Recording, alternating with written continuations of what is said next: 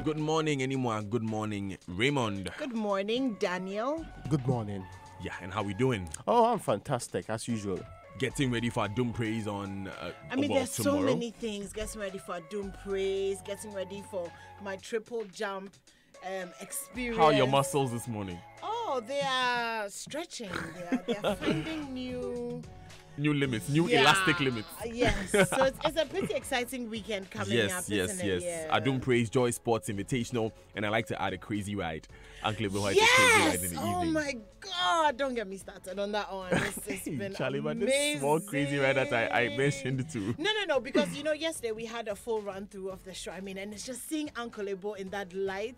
It's amazing. It's amazing. All right. Yes. But then before that on Friday night is gonna be Adum Praise 2018. Him. So let's start with the Chronicle, Raymond. The Chronicle is reporting this morning Kwame Nkrumah did not declare independence. This is according to Reverend Professor Mike Aaron Okwe and Security Minister abusing of why? Nothing. No, I thought first she was stunned, but she started laughing too. No, so I'm sorry. It's just that I haven't read the story, but off the top of my head, it's like doesn't matter who declared independence, Okay. as long as we are independent. Okay, let's go. But ahead. I'm sure at long last, The battle has ended. that was not Which one independent. was that? That was something Now, else. the Chronicle is reporting also that Security Minister is abusing office. Lawyer fires protest letter to President on conduct of Brian Champon over disputed land in Tema. And there's also another story about Kofi Annan arriving today, on September 10th. 10th. Yes, and President convinces religious leaders to accept double track. Last one, Akufo-Addo flies out to China. That's also the story on the front page of the Chronicle. Yes, and on the front page of the Daily Heritage, bonanza for poultry farmers as government rolls out plans to build processing plants across the country. Visually impaired Adongo braces for deputy communication officer job. NDC government will give you justice. That's Isaac Adongo, MB for Bolgatanga Central, to bank owners, and CBG to render hundreds jobless as it confirms dismissal report. The Daily Graphic is reporting this morning that religious bodies to pay taxes. Government leaders agree, and Brexit will not affect UK-Ghana trade. Mortality rate, some good news you should know, drops. Yes. At the Comfort Teaching Hospital. We brought you that story in news yesterday. And on the front page of the Ghanaian Times, FIFA mandates normalization committee to run the GFA organized election. Also, the president welcoming the German chancellor to Ghana. Stop burning e-waste at Agbodloshi. That's according to President Akufo-Addo. Government clergy agreed to tax churches for commercial activities.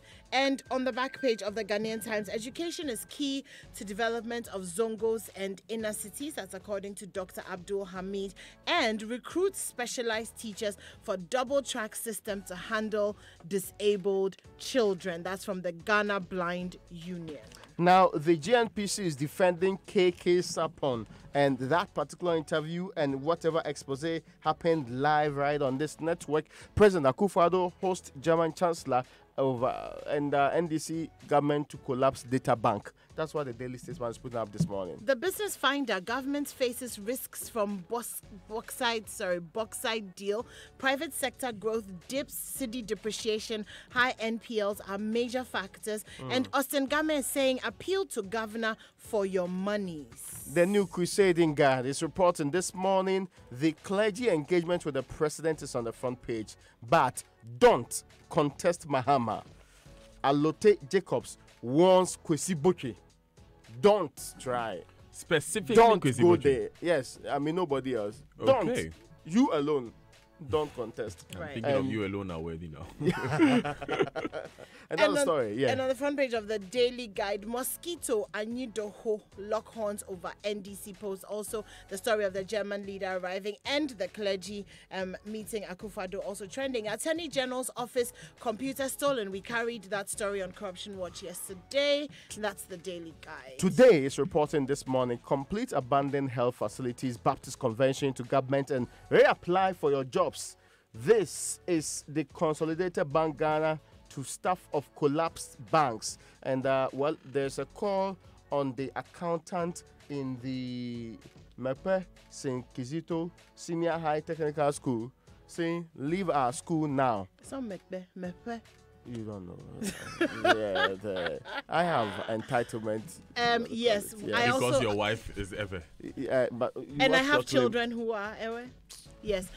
You Moving say, on. You said that. Does that mean your husband, their father is? Yes. Okay, let's go. Business and Financial Times. Consolidated Bank assures of measures to reduce job losses impact. Freight and Trade Chamber supports CTN implementation. Revoke licenses of idle oil block holders. That's according to the ACEP. They're telling the government. And DataBank not involved in any form of consolidation with any universal bank.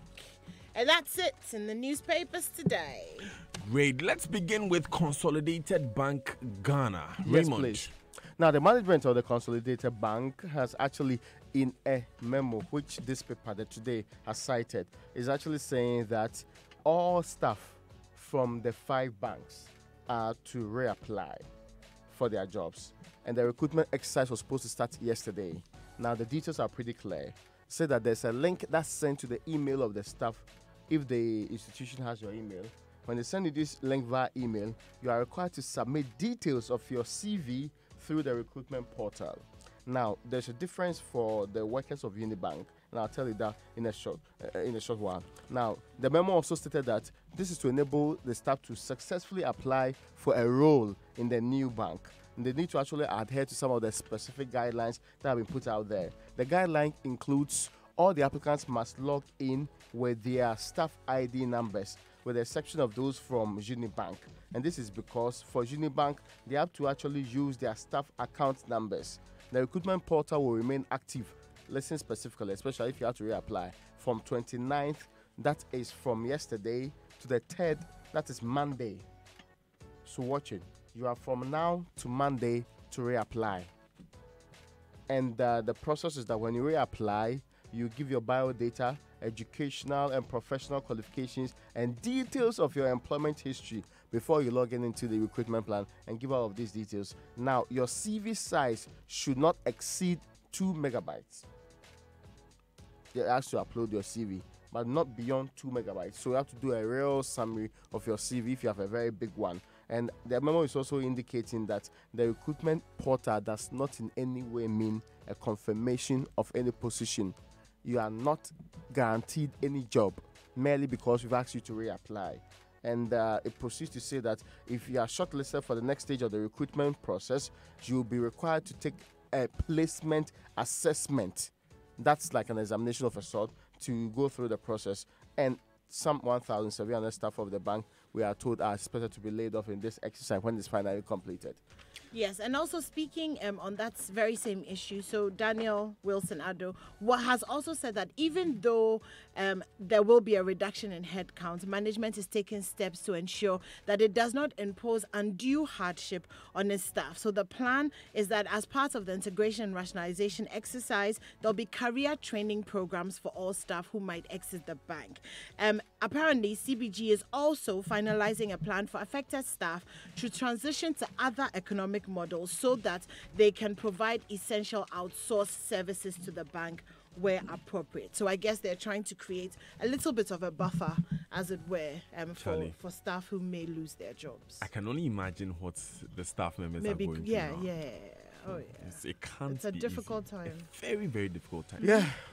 But anyway, we'll be following through to look at exactly what these exit plans are and trying to find out exactly how well they can land on their feet at least. Because you can imagine the commitments that an average bank worker will have. And also the fact that schools are reopening this week, next week. So, I yeah. mean, first and foremost on most Yeah, parents' you mind are. is school fees. And these days, the schools, they don't play at all. Like, as soon as you reopen, you have to pay. Otherwise, your kids are sitting under sheds or, I mean, and I understand them because they have to pay bills, but it's a painful time. It's a very, very painful time to lose a job. But Raymond, let's switch quickly to politics. And Alote Jacobs is speaking. Yes, the NDC Central Regional Chairman is very clear in his mind that one individual, the very gentleman, former Finance Minister Professor Kwesi Botwe, should back off completely the race for the 2020 flag bearer race of the NDC. In fact, and he states it categorically, what the NDC knows is John Mahama and not Kwesi Botwe. So he has no chance in the race and should back off.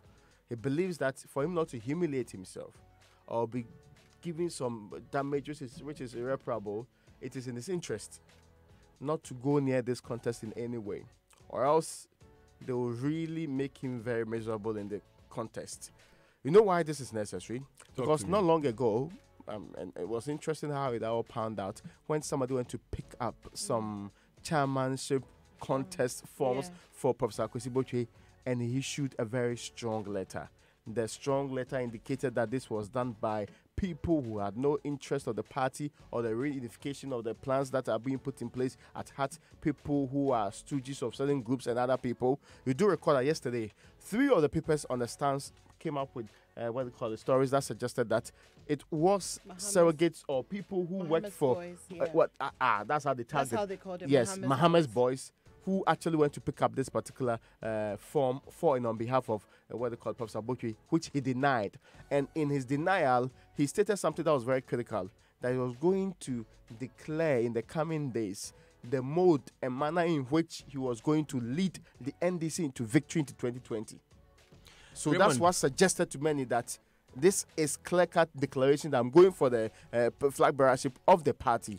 Then the defense team decided to come out. Those who were opposed to his contest really came out big time. Because all this while, we know that he has been positioned as the statesman, the NDC's intellectual box, who actually leads the lectures, who has been delivering wonderful lectures all over the place. Don't forget, he's the one who led the review exercise, the review of the party. Why the NDC yes, some suggest that it could have been one of the reasons why that is what the I wanted documents, to you know, ask you. go That's somewhere. what I wanted to ask you. Yeah, so he Raymond. probably has a first-hand experience on how the party lost and can best fix it. Exactly. When Mr. Alote Jacob says that the party now knows John Mahama, only knows John Mahama? Yeah. How much of an impact, Ray, in 30 seconds, how much of an impact will that nationwide exercise Professor Kwesi Botwe took among the party faithful? How much of an impact will it have? I mean, to be fair, he engaged people, they spoke to him, they bettered their heart to him. They trust him in the NDC. So that's one trump card that you will have in all of this. And when they trust you more to tell you all of these details, sometimes in confidence, and he said this several times, and people spoke to him about things that were not said out there. So when you have this confidence and give the chance to go and see the grassroots to meet all the groups. Exactly, because and he went across the country, he met with party members at all levels. And perhaps position himself as the alternative. Anyway, you know, his whole appointments, this is what heralded his whole appointment, that Professor Kwesi Botwe is being groomed to probably position himself as leader of the party. But anyway, and it's not necessarily a bad thing. I mean, I don't think so anyway. I mean, it's important that we have options. Yeah, well, competition always spices up everything. But then again, we don't even know for sure if he will buy. So the coming days will show. Anyway, let me come back to you. Religion and tax.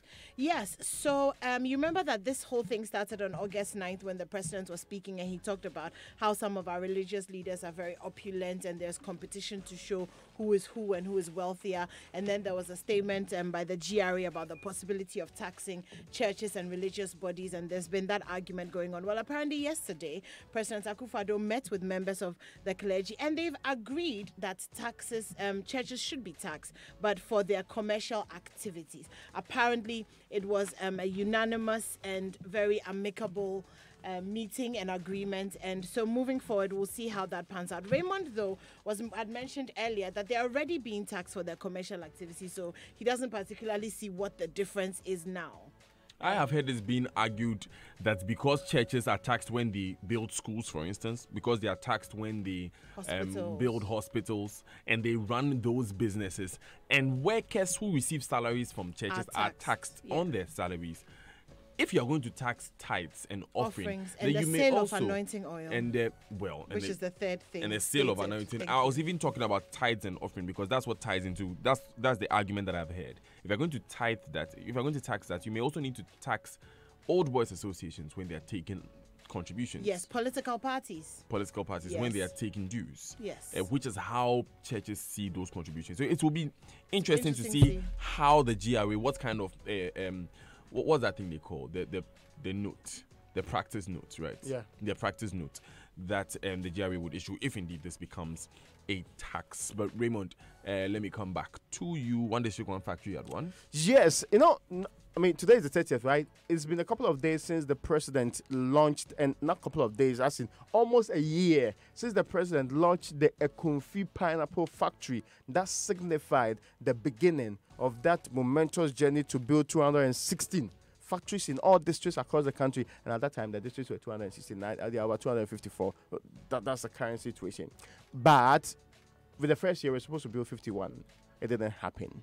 Then in the second year, we kept on 21 minus 1 different situations, being told when it's going to happen, how it's going to happen, until we were told that the president commissioned one in Kumasi. Remember that particular one? Yes. Yeah, they were contested. Steel Bolton. Yes, the contestation. That's, of course, I mean, this is always supposed to be done with the private sector. But there has been real difficulty in getting, and AJ have expressed that difficulty, in getting the amount of money involved to put up these institutions the way they ought to be done. And even the one that was commissioned, we are unclear in our mind whether we started production of canned pineapple fruits or any form in the district from the Kumfi one. So we are told many projects have started. I have not been able to see any of them in real life, but we understand that all of these projects are supposed to be rolled out. Don't forget, the senior minister hinted that we may not be able to build all 216 before the 4-year term of the president. 254. Yeah, 54 to be clear, before the first year of the president ends in this case. So we may want to look at staggering it over a longer period so that we can have real meaningful factories. And we just don't want to build factories for factory's sake. Well, it's coming back to the same conversation we had consistently about how prepared they were, how relevant they were, and how market value and other things influence. Raymond, when you say building factories for factory's sake, I have a difficulty because yes, you may say that if I build a factory that has only 5 people, it's not significant. But then, if I have 200 factories that have 5 people, that's a large number, isn't it? No, but That's 1,000. the building factories for factory's sake argument is that you don't build factories that will not last the test of time, like 2 weeks or 2 years, or spend a whole year and pretend. For example, we went to do Commander Sugar Factory. Up to now, I have not seen any sugar on any stand in this country that says this is from Commander Sugar Factory. That's true. So that's the kind of not building factories for factory's sake you're talking about. Anymore, you are sweet. Let's go ahead. Okay, which story would you like me to do? Because I have a couple. Yes. Let's talk about the family that has been burned. Okay, so another story about fires, and it's funny because the last time that we spoke about this issue, this very sad issue about the family at Dansoman, Raymond said that we will keep talking about this, and he also said that we know that every 2 hours there's a fire that breaks out, and so what really are we going to do? But I mean, there's another story of a 42-year-old man, Mr. Al Hassan at Kotito, a farming community in Damango, and he and his wife and 2 children have been severely burnt and are in critical condition. They did make it to the hospital though, but the members of the community in that area have been talking about the lack of ambulances in that district. That's the West Gonja district. So what happened was that they had to get an ambulance come all the way from Sola Tuna in Kalba to come and get them. And so they're asking for more ambulances in that area, as we all are for the whole nation, considering that we still have under 60 ambulances serving the whole of Ghana. So I'm thinking at some point we would have a bigger conversation on fires.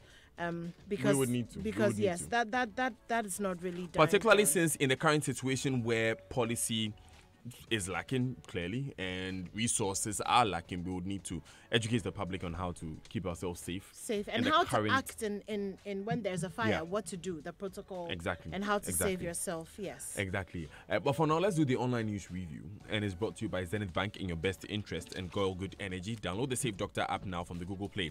Safe Doctor, the future of better medical care. You know, this thing just occurred to me, Raymond. Did anyone just pre-produce the show from her seat? Yeah, clearly. She's saying things. Anyway. Yeah, Papa, I'm sorry, will get you. No, but man proposes, you know. Yeah. All right, but it's still a very important topic we will definitely get to. But then you've got great love for your vehicle. You want the engine to last longer and perform to its maximum. It's okay. Goil has the new Super Synthetic 5W20 and 5W30 lubricants for you. These specially engineered superior engine oils work efficiently on all modern petrol and diesel engines. They clean, protect, reduce fuel consumption, prolong oil change intervals, and enhance engine performance from startup till you switch off. Go to any Gulf Link station and grab the new Gulf Super Synthetic 5W20 and 5W30 lubes. Engineering innovation for your vehicle has arrived. Goil Good Energy. Did you know that paying school fees can be easy as ABC? And did you know that Zenith Bank provides the most reliable school fees payment service? Well, now you know. Visit any of our business locations nationwide for easy and prompt school fees payments, or visit our website zenithbank.com.gh to pay school fees via Zenith Global Pay. If you are a Zenith Bank customer, that is. Zenith School Fees Payment, your stress-free solution to paying school fees. Zenith Bank, in your best interest. Now, it's time to own a hotel-inspired apartment near Accra Mall and switch on your urban life with cool prices starting from 315,000 Ghana cedis. Choose our market-leading studio 1, 2, or 3-bedroom apartments from Oasis Park Condominium at Tete Kwashi and enjoy urban resorts life. For more, call Evelyn on 0204 343 011 or Kojo on 0204 343 008 or visit cplestates.gh.com. cplestates.gh.com. This is another kitted development by CPL Developers. CPL Developers, built for life. MyJoyOnline.com says government releases plan for Kofi Annan's solemn state burial, and the body is arriving in when? On September 10th. September 10th. Thank you. And sorry, you can file past on the 11th and then the 12th, and then he'll be buried on the 13th. I love the way you're not doing a story at all. Governments to build e-waste recycling facility in Agbogloshi. And the BBC.com has a very important story. Germany returns skulls of Namibian genocide victims. Those slaves who were made on Herero Island. Yes. On It's over 70,000 or 700,000. Exactly. Over 100 years ago, you know, they took their bodies back to Germany to experiment to them to prove that the white man is superior to the black man. That of course, the research has been, of course, nonsense disputed. anyway. But and the worst part in all of this is that they are even refusing to admit that they did something wrong. No after reparation. they have returned the skulls, after they returned the dead bodies. You brought evidence and say that under colonial laws they were fine. And on that note, we'd like to welcome the Chancellor of Germany as she comes Angela to Merkel. Ghana today. Yes. Good morning, Ms. Merkel. I'm sure you have enjoyed your flight. Have yourself a great stay in Ghana. Visit us in the studio if you can. Right. It's time for the BBC News at 7. Stay with us. This is the Super Morning Show. But remember, today we're talking about rent and how much your rent, what toll your rent should have on your salary or your income. Send us your comments on any of our WhatsApp lines or our social media handles. Stay with us. This was Kwame's Life before Interplast in